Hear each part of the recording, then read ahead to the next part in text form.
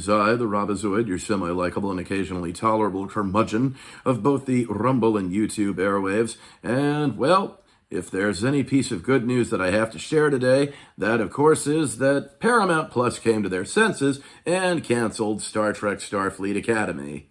And there was much rejoicing. Yes, indeed. Starfleet Star Trek Academy has been canceled after only, I think, 2 seasons, because nobody wanted to watch this crap. Nobody wanted to watch this woke hokum. Of course not. Especially when you obviously have a gay Klingon here. When you have what appears to be 2 Klingon guys holding hands here. That is pathetic. Not to mention cringe garbage. The problem is you have a show that basically introduces us to characters we don't know or care about.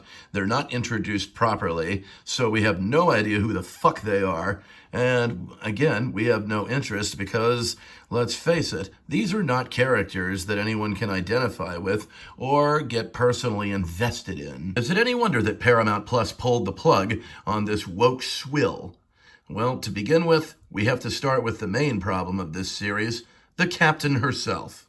To begin with, we have another female captain, of course, so she's probably written to be a complete Mary Sue, very much like Janeway was. Oh yeah, Janeway. That's where all this crap started.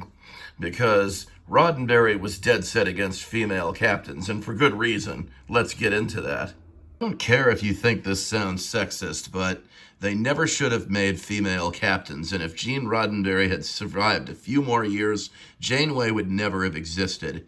Because Janeway was a terrible character. She was written as to be a complete Mary Sue, and it's not really a surprise at all that Jerry Taylor was responsible for this character coming into existence. Because she was just a very poorly written character with no depth and absolutely no reason to care about her. And I don't care if Kate Mulgrew grew up in the same town that I did in Ohio. She's still a very poorly written character. As a matter of fact, Mulgrew has a habit of playing self-absorbed women. To begin with, we have to talk about, well, the way they tried to market this thing. I mean, with all of them with big smiles on their face lying in the grass. I mean, what do they think this is? Fucking Friends or something? Yeah, and Klingons do not smile unless, well, quite frankly, they've destroyed or killed somebody. It also doesn't work when you have this tagline here on the bottom that says, "Carry the legacy." Where? Carry the legacy to the dumpster? Because that's exactly what Paramount Plus did with it. I thought when they fired Alex Klutzman, they actually learned their lesson and stopped this woke shit. This woman lacks the heart and soul of Beverly Crusher. She actually lacks the whatever of Counselor Troy. And, well, she lacks the communication abilities of Uhura. I mean, I don't think she can hold her own in a crisis. I mean, the last series made the Klingons look like little crybabies and cowering bitches. But that's only because of Mikey Spock. But this series, it just doesn't know what to do with itself, and it forgot who its target audience was. You better believe there were plenty of reasons to rejoice, because this show was never going to make it. It was doomed from the beginning. Too many women in charge, and also the fact that you've got a female captain who sits casually at her chair, I don't know if I can do it, like this, and reads a book like that. Are you kidding me? Who sits like that? And who'd be comfortable in the captain's chair doing that? That's kind of being irresponsible and lazy as a ship captain. And of course, well, nobody asked for a gay Klingon, okay? Klingons, there's no such thing as a gay Klingon. They are not welcome in the ranks of the Empire. They're just not. They'd be thrown out of the Empire like that. After all, Klingons, of course, are a warrior-based culture. They are a warrior-like race obsessed with cultural obsession for honor and being a warrior and, well, shit like that. So that's why the idea of a gay Klingon could never have worked. Then we have this goofy little girl with her hair up in a Mickey Mouse ears style. Who the hell is she? I don't know. Because the show doesn't properly explain who these characters are or their backstories. Incidentally, what's up with the trainee uniforms? Seriously, I thought we got rid of the oversized baby sleepers in Star Trek the Motion Picture. If there's one saving grace to this terrible series, it was the doc from Voyager, the EMH, the holographic doctor from Voyager, was already on the show.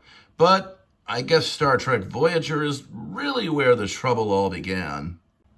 Like I said, had Gene Roddenberry lived just a few more years, there would have been no way Janeway could ever have existed.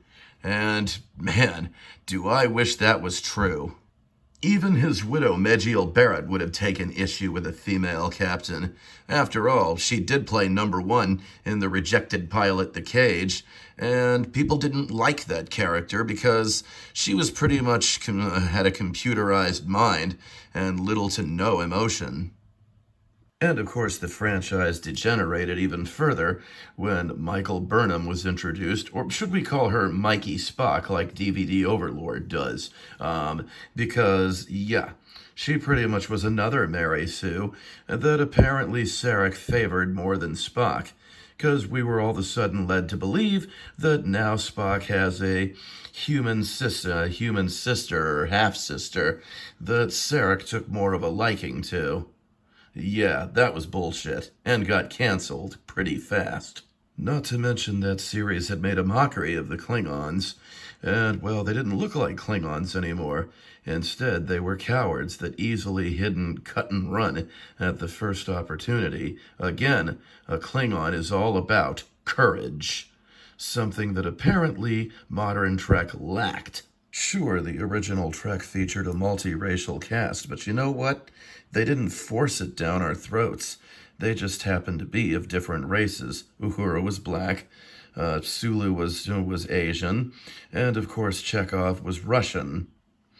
And of course, well, like I said, it just was what it was without forcing it down everybody's throats. It wasn't woke garbage like the Trek of today, or should I say, Drek of today. So just remember, this was Star Trek. This was truly Star Trek. This, however, is not.